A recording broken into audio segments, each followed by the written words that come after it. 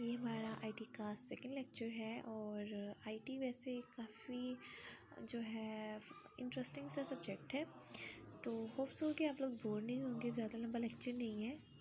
जैसे कि पहले मैंने कहा कि स्टार्टिंग है, तो स्टार्टिंग पे हम लोग काफ़ी कम कम पढ़ेंगे और उसके बाद जैसे जैसे हमें समझ आती जाएगी, चीज़ों को हम समझते जाएंगे, वैसे वैसे ही हम अपने लेसन को ज़्यादा करते जाएंगे और स्पीड पकड़ते जाएंगे। एक हिसाब से आप लोग इजी वर्डिंग में कह सकते हैं। तो चलिए स्टार्ट करते हैं। यहाँ पे बस बिल्कुल हल्का सा थोड़ा सा मैंने इसका पॉइंट रखा है, ठीक है।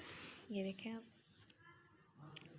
यहाँ पर हम लोग देखेंगे कि किस तरह से हम इंफॉर्मेशन देते हैं, किस तरह से वो हमें आउटपुट मिलता है और वो जिस तरह से मिलता है, जो उसका प्रोसेस है, हम उसको हल्का सा ना बस सरसरी से जायज़ा लेंगे, ठीक है। देखिए, सबसे पहले इनपुट डिवाइस, जिस तरह कि मैंने अपने पहले लेक्चर में आपको बताया था कि इनपुट डिवाइसेस होती क्या है, कि जिससे हम इंफॉर्मेशन प्रोवाइड करते हैं। जिस तरह हम अपने फ़ोन में अपने कंप्यूटर का कीपैड यूज़ करते हैं, तो हम उससे इंफॉर्मेशन प्रोवाइड कर रहे होते हैं। तो उसके रिज़ल्ट में सारा प्रोसेस होने के बाद जो हमें मिलती है इंफॉर्मेशन, हमें शो होती है, वो हमारा आउटपुट होती है, ठीक है। तो इसमें ना हम लोग देखेंगे कि वो हमें किस तरह से मिलती है। हम सबसे पहले इनपुट डिवाइसेस में हम लोगों ने इंफॉर्मेशन ली, वो गई सीधी रैम के पास, ठीक है। रैम क्या होती है, ये देखिए, रैंडम एक्सेस मेमोरी होती है। यहाँ पर इंफॉर्मेशन जाती है, इसे मेन मेमोरी भी कहा जाता है। जिस तरह अगर अब हम लोगों ने अपना कंप्यूटर है, हमने उसको ऑन किया है ना, तो सबसे पहले वो जाएगी इंफॉर्मेशन उसकी रैम में जाके वो सीपीयू में मूव करेगी, सेंट्रल प्रोसेसिंग यूनिट, ठीक है। सेंट्रल प्रोसेसिंग यूनिट में मूव करगी।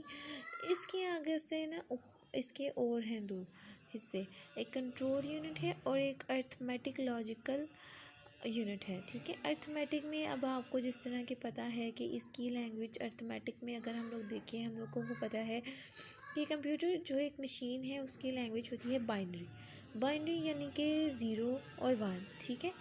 तो ये उसके अंदर इसको सारा उसको देखता है, उसको टैली जैसा कहते हैं ना कि टैली करता है, ठीक है।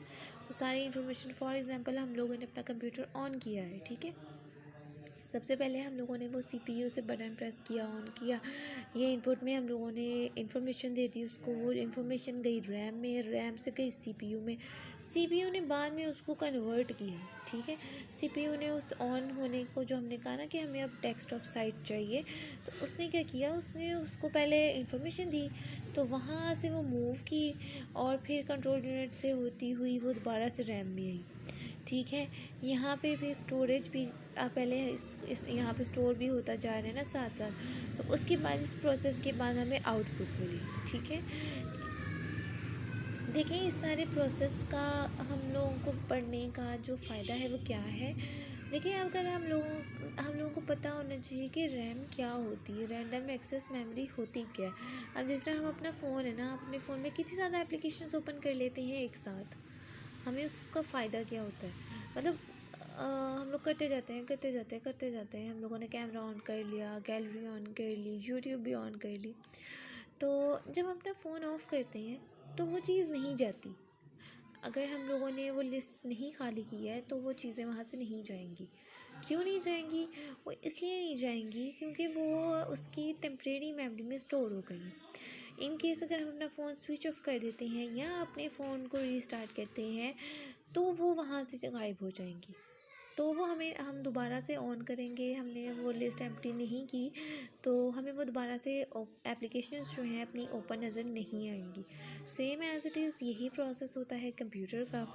उसके अलावा अगर हम लोग देखते हैं कि इसमें स्टोर किस तरह से होती है, जो इन्फॉर्मेशन हम प्रोवाइड करते हैं वो स्टोर किस तरह होती है, यहाँ पर ना इस तरह से जिस तरह हम लोग कह लें फ़ाइल्स बनाते हैं ना, इस तरह यहाँ पे होते हैं, इसमें भी फ़ाइल्स होती हैं। वो जो अगर आप लोगों ने यूएसबी देखी हो ना, तो यूएसबी को जब हम कनेक्ट करते हैं, तो यूएसबी को जब हम कनेक्ट कर रहे होते हैं, तो जो उसकी साइड कनेक्ट होती है ना, उसके अंदर वो जो सिल्वर पार्ट होता है उसका, उस सारे के ऊपर ना जो डॉट्स वगैरह या कुछ इस तरह का होता है ना, हल्के हल्के से बॉक्सेस टाइप आप लोगों ने देखे होंगे।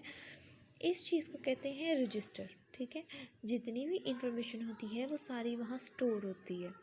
ठीक है, इसके अलावा ये काफ़ी ज़्यादा स्टोरेज के लिए हमारे पास डिवाइसेस आ चुकी हैं। पहले हमारे पास वो डिस्क होती थी, मेटल की डिस्क होती थी, उस टाइप की होती थी।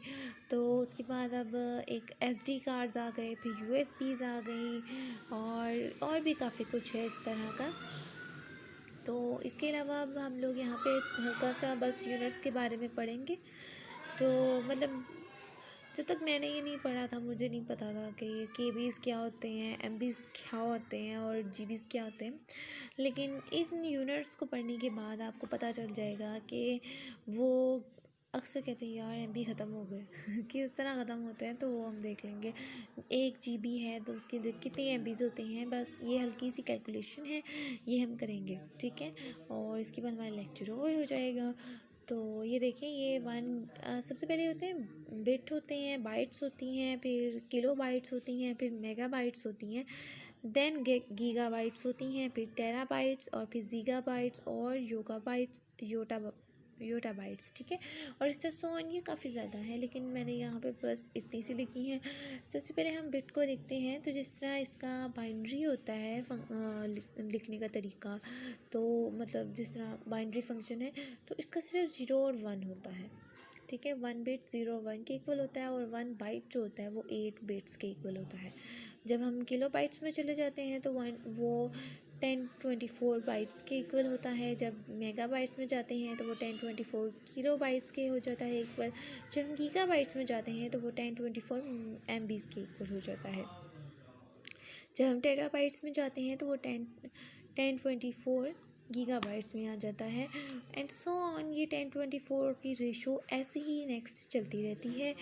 तो इसके अलावा इसके कुछ हल्के से नोट्स बनाए हैं मैंने, तो वो मैं आपको डिस्क्रिप्शन में लिंक दे दूँगी, आप वहाँ से जाके उसे देख सकते हैं।